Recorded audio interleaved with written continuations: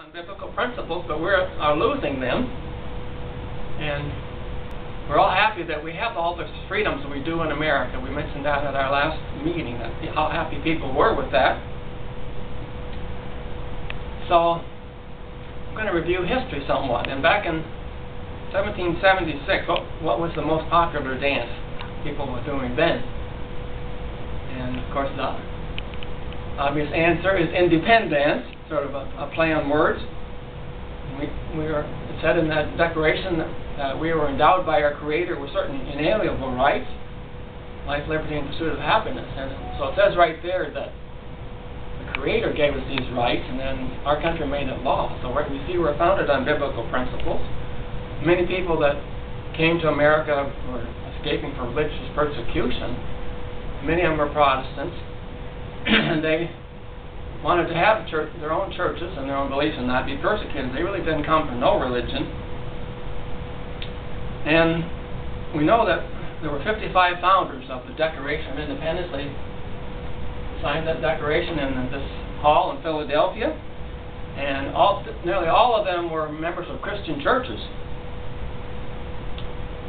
Half of them had attended Bible colleges. One of the founding fathers that signed the Constitution was John Witherspoon, and he authored a Bible, an English Bible, one of the first ones there in America, and surprisingly the Congress endorsed it. And this is what on the inside cover of that Bible, what the Congress says. It says, the United States Congress assembled recommend this edition of the Bible to the inhabitants of the United States. So here we have, strangely, the Congress endorsing a Bible in our early history. And we have the first Secretary of State, John Jay, and also he was our first Justice of the Supreme Court.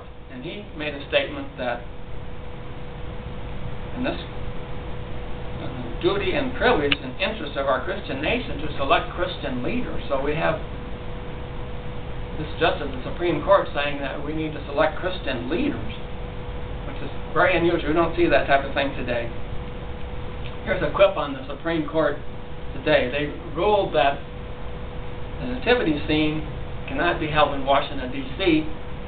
this Christmas. And this isn't for any religious or in any legal constitutional reason. It's simply they've not been able to find 3 wise men and a virgin to man the exhibit. There was no problem how we're finding enough donkeys to fill the stable. So that's sort of a little pun that's not really true, of course, but you can see that there's been quite a change in our court decisions today.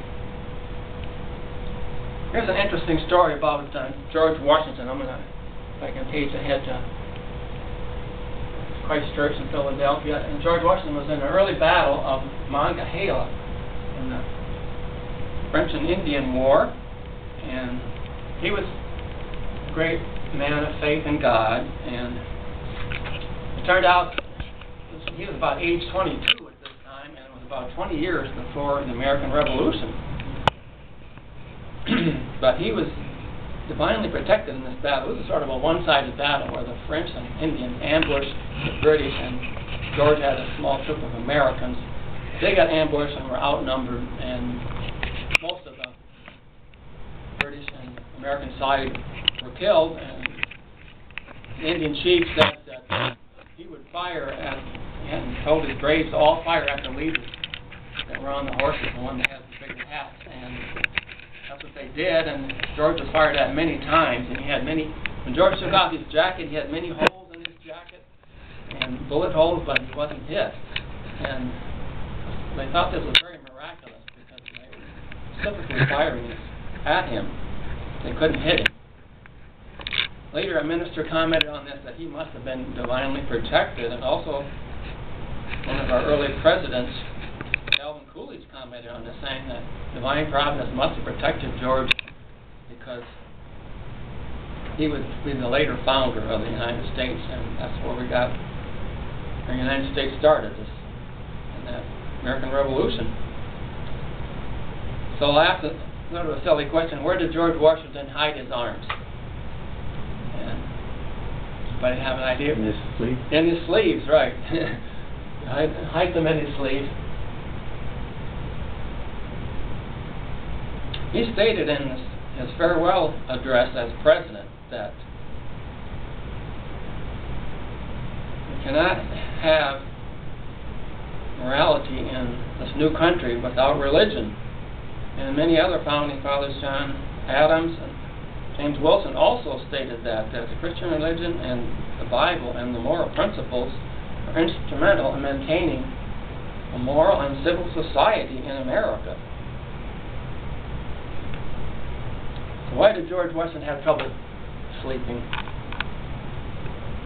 Why did he have trouble to sleep? Right. Goes back to the cherry tree because he couldn't lie. He couldn't tell a lie, but he couldn't actually lie. So, that's a little aside, but that's what we'll leave George temporarily, but shift to an early Supreme Court decision. In the First Amendment,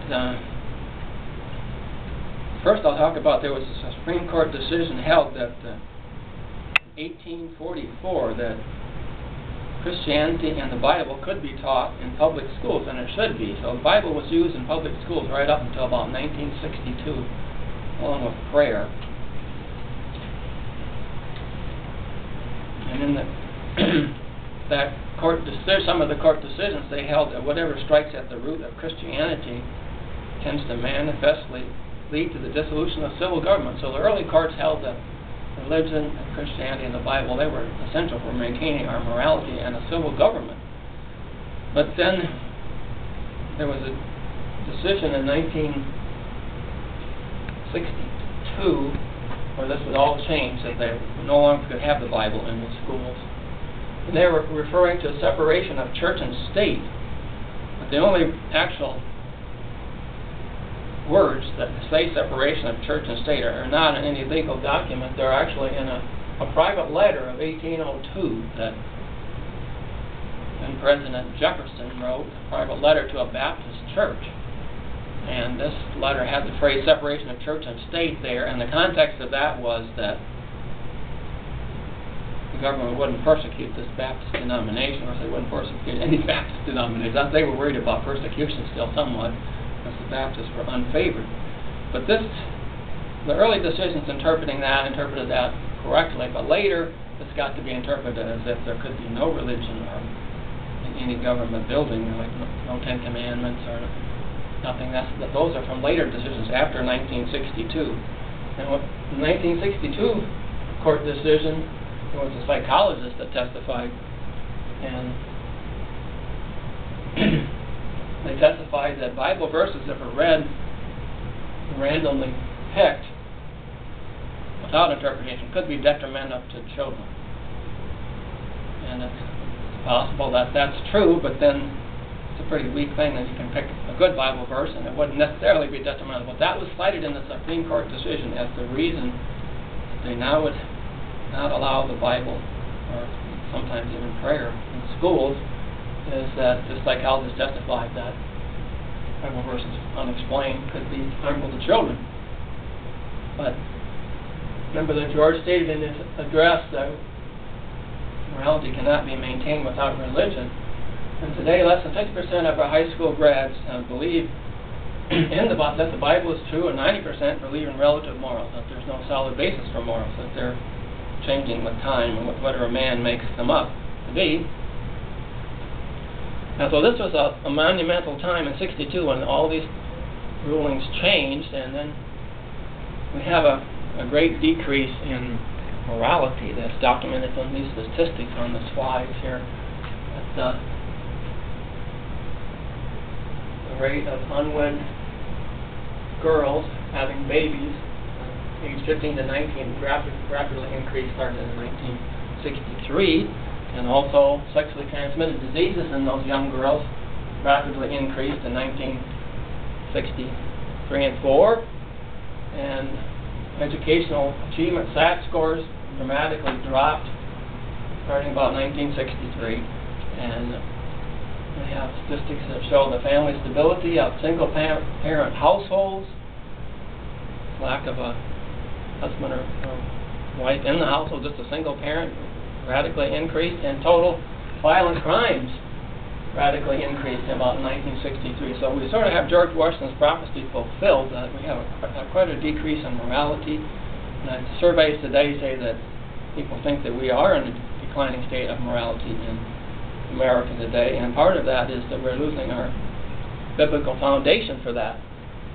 So I think I'm just going to conclude there, because I had the last part of this talk in a previous recording, and I'll just say that in summary, if our biblical foundations be removed, as it says in Psalm 11:3, if our values be destroyed, what can the righteous do? And today, the statistics show 70% of our college-age youth no longer attend church, drop out of church, and they believe there is no God and believe in relative morals. And that's where we are in our society today. Well, thank you, fellow Toastmasters. Thank you.